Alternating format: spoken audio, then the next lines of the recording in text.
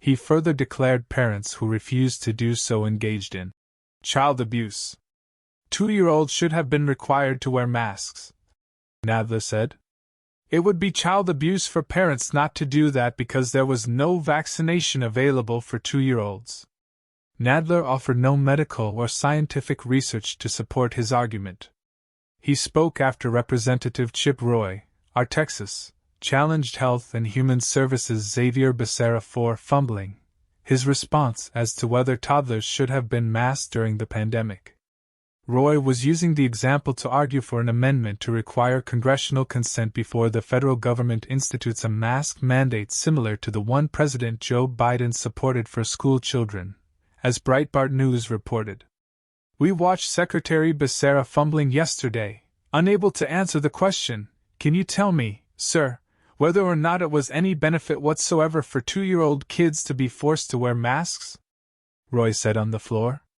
He refused to answer the question in committee because he knew full well he has no good answer to that question. Fox News reports Nadler's masking edict took further criticism from those across the aisle, including Roy, who turned on the long-serving New York lawmakers for his comments. "I want everybody in America to understand what they just heard from the ranking member of the House Judiciary Committee in the United States House of Representatives," Roy said. "Your 2-year-old should be forced to be masked." That is what the ranking member of the House Judiciary Committee just said here on the floor of the House of Representatives.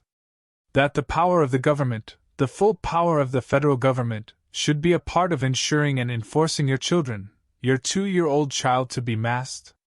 Social media showed the pushback from general members of the public as well. Masks became compulsory in most U.S. states in the months after the coronavirus pandemic first began in March/April 2020.